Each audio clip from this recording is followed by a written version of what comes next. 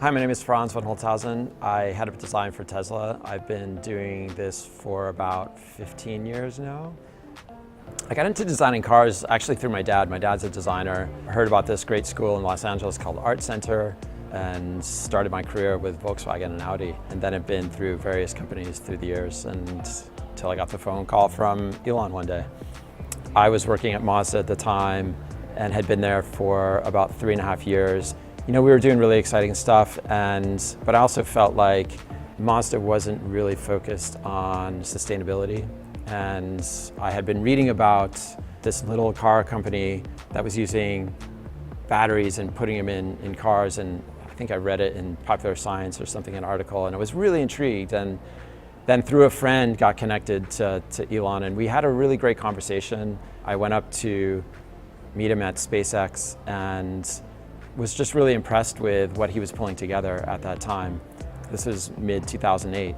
And so both Tesla and SpaceX were in their infancy and just really getting started. But I just felt like here's a company and a guy incredibly focused on sustainability, trying to do something that no other car company was doing and be 100% electric.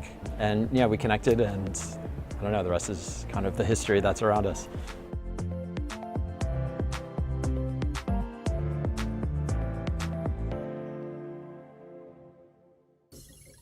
What is it like to have Elon Musk as a boss? Elon's a great boss. I mean, he's always pushing the boundaries, always pushing the limits, and always keeps us trying to be as radical as possible, never accepting the status quo, always trying to take one extra step to make sure something is perfect. He cares a ton about what the customer perception is. How does the customer relate to the product? What's the experience they're going to have? And he cares deeply about that. And so we are constantly worried about that as well and constantly focused on that. So, I mean, he's just, like I said, he's just always pushing us and getting the best out of everybody on the team. Are there any moments when the two of you disagreed on a design element? Any stories that come to mind? Yeah, I mean, we've agreed to disagree, but ultimately he's the boss, so. Talk about the Cybertruck design. How did this design come to be? The Cybertruck is one of these rare moments where, in a way, form followed function. A lot of times we put the form in front of the function, especially in the automotive world, and it's really tough to mix the two.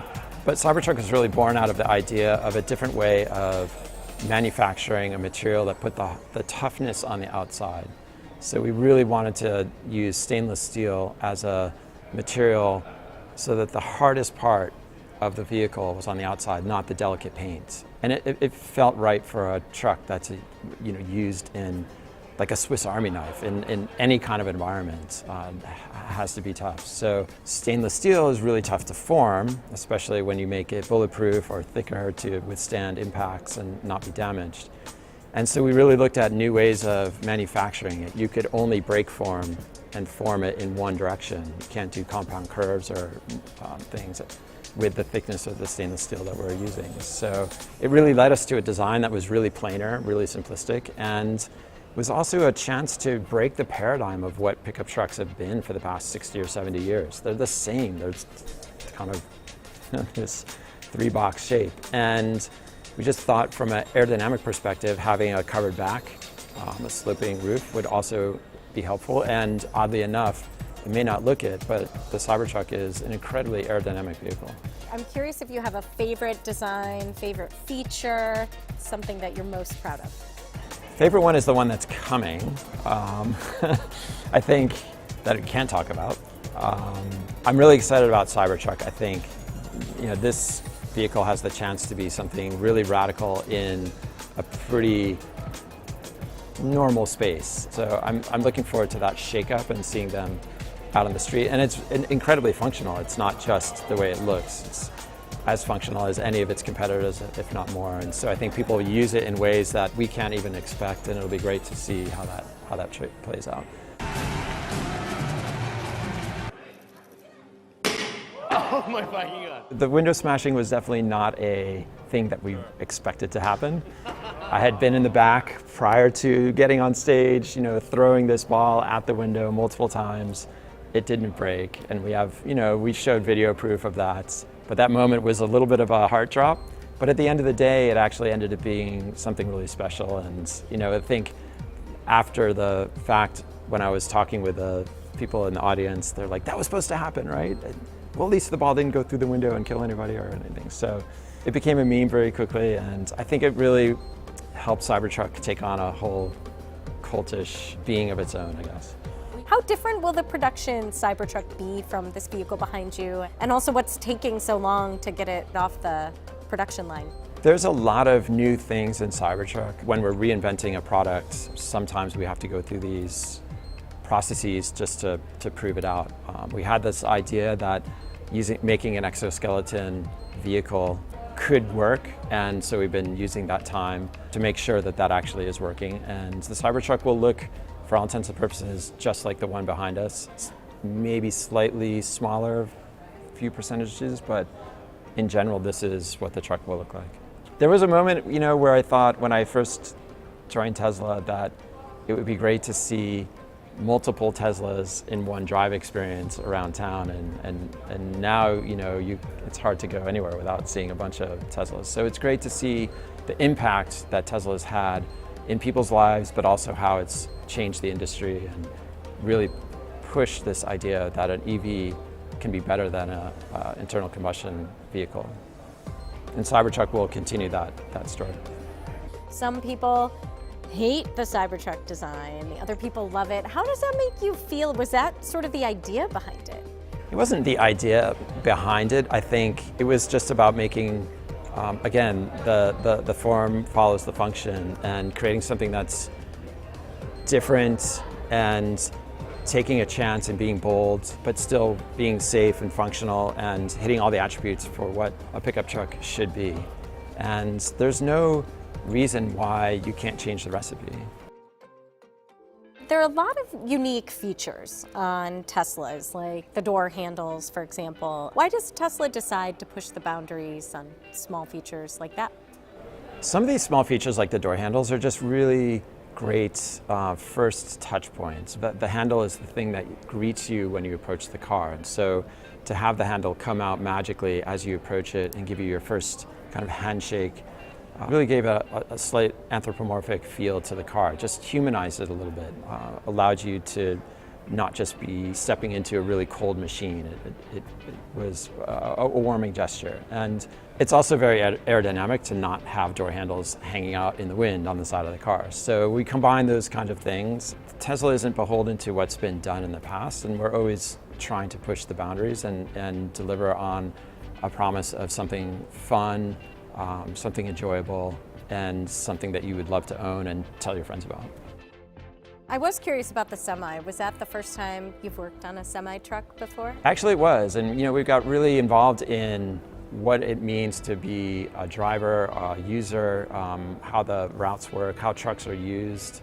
But not knowing that didn't stop us. In fact, it was quite liberating to approach it from a really clean sheet. And by having a completely different package than what exists currently, we were allowed to come up with a completely different end result, and one that's way better for the driver, the user of the product. There's much more interior cabin space. There's a much better view. We put our safety systems into it, including autopilot. There's no fumes, there's no vibrations, just a better overall working space for the driver. Where do you get your inspiration? My inspiration comes from anywhere. I mean, like looking out the window of a plane, or I used to be a cyclist, and just getting out on the road and clearing my head kind of allows for ideas to come, like running around with my kids. Inspiration really comes from anywhere, and I can't really pinpoint it or expect to be able to be inspired at a specific time or moment. It just have to be aware and open-eyed and open-eared and absorb. Was there a car when you were a little boy that you loved, something that, inspired you, a favorite car? I think my favorite car, my all-time favorite car is a 62 250 GTO. I mean, it's quintessential, it's an insane car. But I'm also a big fan of this kind of wedge era. So the early Countachs and that whole kind of flat, low sports cars, where I was always those were always posters on my wall. I'm driving a Model S Plaid right now, and it's an incredible car. It's arguably the best car we've built. Is the fastest car on the road. At any moment, you know you're faster than anybody else. But it's safe. You can put my family fits in it. I can put bicycles in it. It's a great all-around car. It's still, from the inception of the design that we started in 2008, it still looks modern and fresh on the road today. I am curious how different it is to design for EVs compared to a gas-powered car. Designing an EV is, and especially the way that we architect our vehicles with a battery pack on the floor and the drive units between the wheels, it really allows basically everything above that kind of skateboard or platform to be the people space, the space that we design for the peoples. There's no longer a big, clunky, massive metal in front of you, or a transmission tunnel and emission, exhaust pipes, et cetera, running down the middle of the car. That's open space. So we have a lot of opportunity to give back to the customer, give back to the owner of the car space. So, there's a front trunk, there's a Model S that we put 7 people in the car because we didn't have all these things that are traditionally found in an internal combustion engine layout vehicle. Semi is a pretty radical approach to an industry that hasn't seen change in the architecture of the vehicle since the inception. And so by removing the motor and the transmission in front of the vehicle, we could put the driver in the middle for the best command view.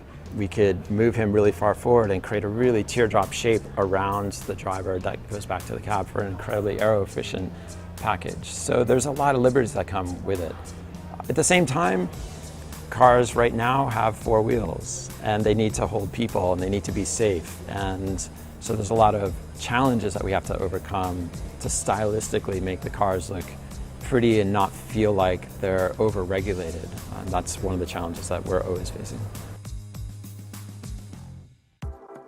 Designing a car can happen in your mind pretty quickly. Cybertruck was actually, a quick sketch, and the idea was there.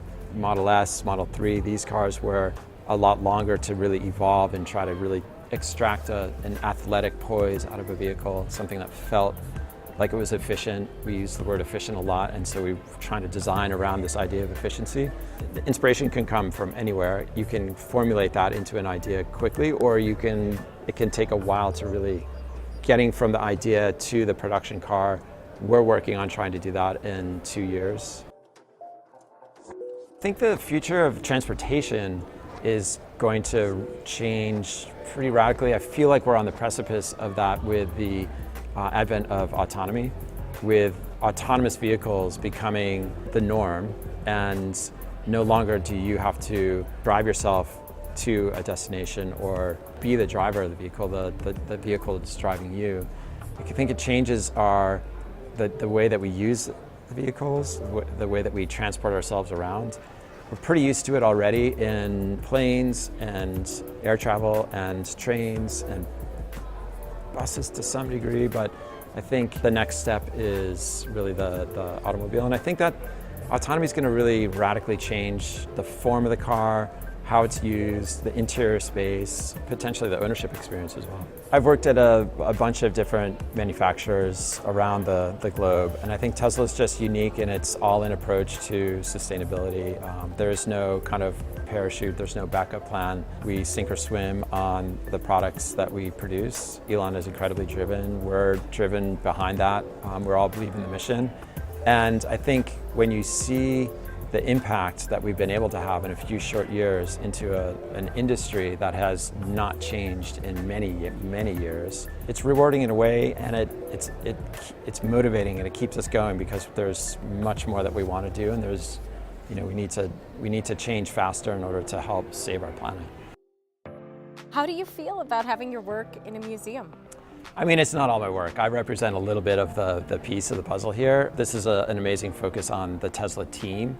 It's nice to see, there's artwork and the representation of people from our studio, the engineering work, manufacturing, all of it coming together in one place. So I've been involved in quite a few of the projects here, and it's great to see it all come together in one piece. And it's also a nice walk down memory lane. When you're so focused on what's the next thing, sometimes you forget to look back at what you've accomplished along the way. And this is a really great showcase of the accomplishments that Tesla has done in the past 15 years. What advice do you have to young designers, in particular auto designers? Yeah, I think, it's when I was a kid, when I learned that you could be a car designer, it felt like being an astronaut. You hear these ideas of chase your dreams and go after it, but in that instance, you really have to. There's opportunities for you to get involved and learn the craft and go to there's a few amazing schools that can really teach you and put you in a position to get involved in some of these manufacturers and places like this. And if you have any aspiration to do that, do it, because it's incredibly rewarding and it's incredibly fun. The reward is seeing how people spend their hard-earned money on something that you've created and get joy and satisfaction out of it. That's the best feeling.